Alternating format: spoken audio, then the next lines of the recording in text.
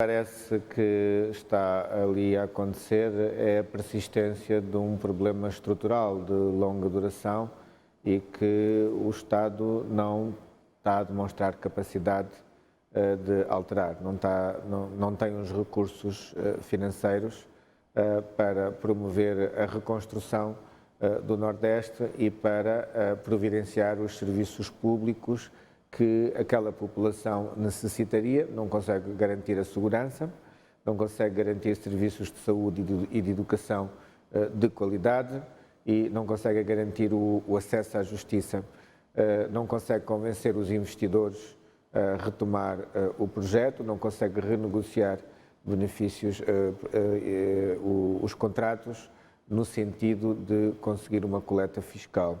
E, na hora da verdade, a população ali vive num cenário praticamente sem grande esperança, porque não tem segurança para produzir, não tem acesso a recursos públicos e estão numa situação de grande vulnerabilidade e mesmo de insegurança alimentar. E é neste cenário que a insurgência se alimenta e que depois explora este sentimento de orfandade da população, que é histórico, em relação a um Estado que não está presente, e eles culpam o próprio Estado por não providenciar esses serviços que a insurgência ajuda a destruir, cria o caos para depois criar o desânimo na população e aproveitar este cenário para prosperar e fazer o recrutamento que me parece cada vez mais forçado, o recrutamento que fazem da população, e desta forma conseguirem ir reproduzindo esta lógica de caos e de guerrilha. Mostrarmos que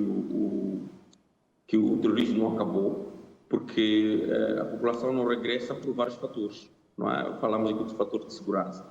Não é? Ainda é um fator de insegurança muito alto e a população não vai regressar com isso. A segunda questão é que não há, para a população que se deslocou a outras regiões, neste caso regiões seguras, não estamos a conseguir providenciar o apoio necessário para que essa população possa se inserir de forma efetiva. Não é? Temos o caso de Nampula, que temos os centros locais, tentou-se fazer uma política de assentamentos com meios, mas eu estive em Nampula e vi que muitos desses centros de assentamentos, apesar do esforço dos governos locais, eram bastante sem recursos. Significa que o governo não conseguiu, ou a sociedade não conseguiu mobilizar recursos suficientes para que esses centros de assentamento ou essas zonas pudessem receber essa população e pudessem dar a dignidade necessária.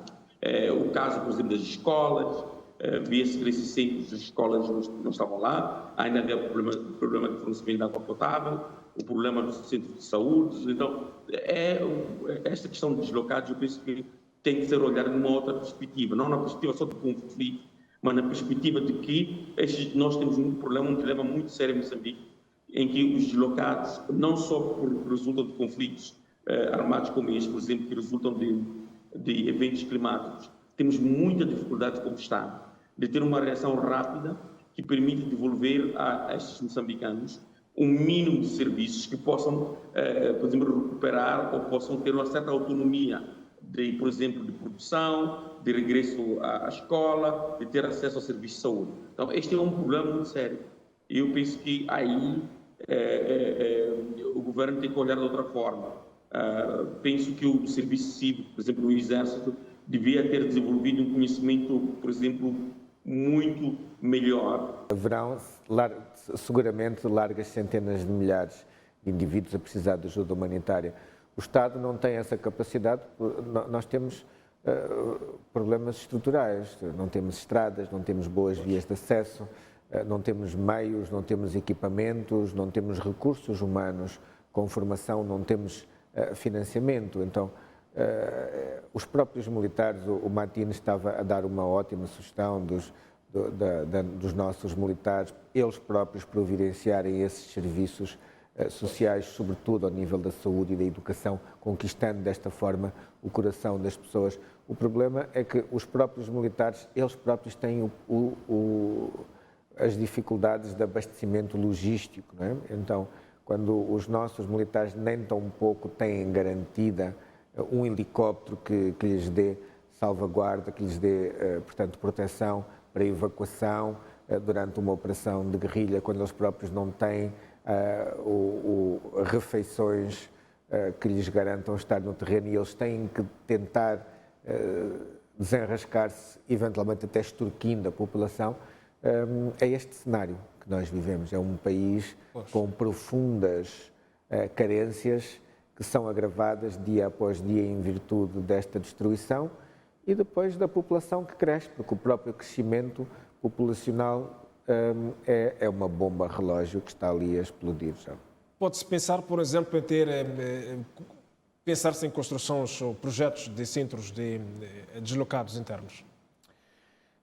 Aí há um problema porque é preciso uma área para colocar essas pessoas, toda a terra já tem dono, geralmente essas pessoas são colocadas em locais que já estão próximos de infraestruturas, portanto relativamente próximos de rede de estradas, de escolas, de unidades sanitárias, para facilitar o acesso a estes recursos e evitar problemas depois de cóleras, de malárias, de assistência médica e de crianças que estão fora do sistema escolar.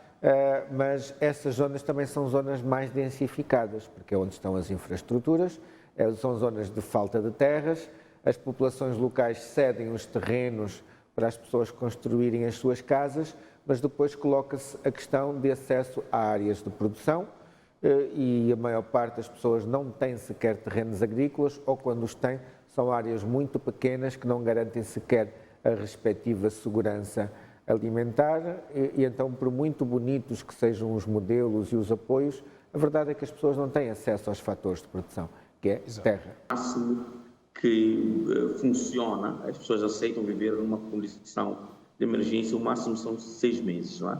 Depois de 6 meses é muito difícil manter as pessoas a viverem num ambiente de bastante escassez, não é? As pessoas ou começam a surgir conflitos, não é, com a população local e assistimos isso em várias regiões que há conflitos. Mas o mais importante que eu tenho aqui a partilhar é daquilo que nós vimos ao longo desse tempo é que há muita fraca mobilização de recursos para apoiar a população deslocada.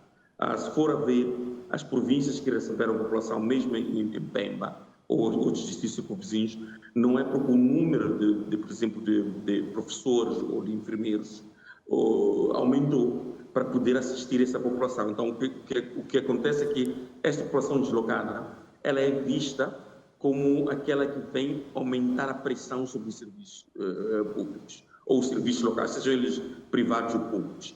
E não há aqui uma política de compensação, de apoio, para que estes distritos possam, de melhor forma, responder a este êxodo ou a esta chegada de deslocados. Eu penso que aí é preciso mudar esse paradigma. Eu penso que mesmo a agência que foi criada no Norte, ela não conseguiu, acima de tudo, apoiar os distritos com meios para poderem satisfazer este tipo de pressão que tinham.